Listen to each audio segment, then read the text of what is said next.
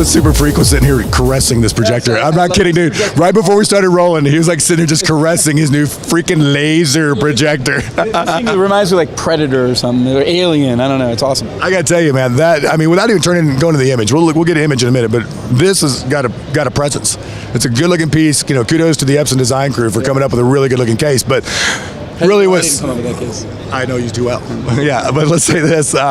What's going on inside here is really truly a freaking laser. So let's talk about what this does for the consumer as far as lamp life and hours and picture quality. Yeah, it's an amazing accomplishment. It's taken, frankly, a number of years to accomplish this. We've been producing 3LCD reflective technology. Remember, we're the makers of 3LCD technology, so 3-chip, 3LCD technology. But most of our projectors are transmissive technology. These are the first reflective technology projectors that we've come out with. So these are 3LCD reflective. It's a little different than the liquid crystalline silicon projectors that other manufacturers have. This is liquid crystalline quartz. If you remember, Seiko Epson is our company, so I've heard of those guys. Yeah. So Seiko kind of had his foundation in quartz. We have our substrate in quartz. Kind of cool. But by the way, I want to appreciate the watch you gave me for Christmas from the. That's right. I'll get you one of those. No problem. Little shameless plug there. Yeah, clearly, I'm getting a watch ring for Christmas. So liquid crystalline quartz. We call it 3LCD reflective. But what's cool about it is we're combining that with dual laser light output. So. This is a lampless design. It's 30,000 hours, rated for 30,000 hours. So, real quick perspective, 30,000 hours is essentially turning the projector on, say Monday, and then turning it off 3 years later? Something like that. Yeah. I've done the math, but with normal usage, even an avid user, you're going to have this until the holographic TVs come out sometime in 2042. Yeah, so you're okay on time. That's one of the exciting things about this. But it's I'm sorry to interrupt, but it doesn't dim, right? I mean, it's always a consistent. It dims. The light. Sort of degradation over time is much different. Yeah, so you get a really, really strong image for the life of the product. I think the more important, that's very important actually, but the other stuff that gets me all excited about it is, again, you combine 3LCD reflective technology, which also already gives you really great black levels and grayscale and everything else, with this laser, and you get these incredible black levels. And part of it is because, we've always used an auto iris, which works great. That's why we have great selling projectors on the other side here. But that requires that you have these sort of barn doors that close and open with really great tolerance to create very deep blacks, called ultra black. And it accomplishes these 600,000 to 1 contrast ratio numbers. With laser, you have complete control over your light source, instantaneous complete control. The way we articulate it is, it's 0 lumens in full black.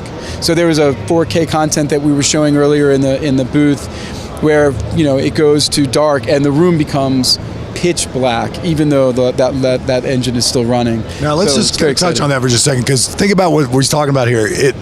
A projector is essentially a light bulb. So to be able to produce an absence of light while using a light, that's hard to do. So the fact that that's remarkable. Yeah. A true absence of light can only be done by not having it there. Right, so this is a big groundbreaking kind of thing going on. So I don't want to just glaze over the fact that we're making true black together, especially when you put that with a black diamond screen. With it's a black screen, man, there's no better blacks, right? These are powerful light outputters too. They're for dedicated theater rooms, but they can handle big screens. We have it in the room right now, and it's got an 11-foot screen, and it feels like a light cannon, because in fully calibrated, it's THX certified, ISF calibrated, everything else.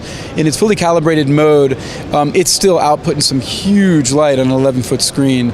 So it's 1,500 lumens is its maximum light output, but it really, in a dedicated theater room, it really pops well. So it's an exciting product when you combine all of those elements. And now let's talk a little bit about the fact it can do 235, correct?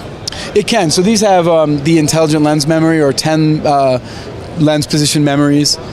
So it's... He says it so nonchalantly. Yeah, it's got like 10 position memory, I can do, So it can do like 235 to 240, etc. And it's very smooth and very quick. That lens, because these are our first...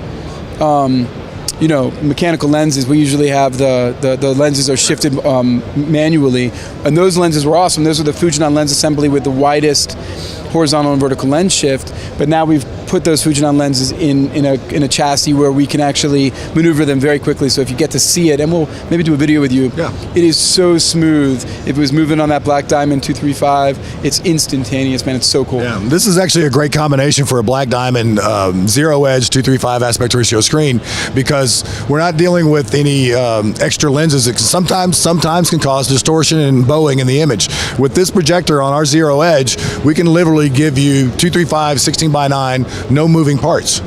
No drapes dropping in front of the unused portions of the screen. No motorized contraptions moving in front of the lens. No shaking it's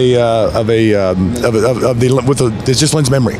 So it's a beautiful way to get the best of both movies and television, because a lot of people don't think about the fact that the director did pick the 235 aspect ratio for a reason, right? We want to be pulled into an experience, and so the 235 movie experience is very, very different than just having just 16:9 only. And the great thing about doing the 235 with a zero edge and the Epson laser projectors is this: you buy a 235 aspect ratio Black Diamond, we'll throw in a 16:9 right in the middle for free. You're very clever. That's what I said. Yeah. So let's see. We can't forget the standard here. On this one, sorry. There's a lot in these. So there's two of them. There's the LS 10,000 and there's the LS, the little brother we call the 9600E. Just one quick point on that. The LS 10,000 has all the stuff I described and so much more that I'm sure I failed terribly today. But one of the important points that I cannot forget is it's got 4K enhancement. Whoa. So it's got super resolution and detail enhancement, but it also has 4K enhancement, and it does two things. It outputs raw 4K content beautifully.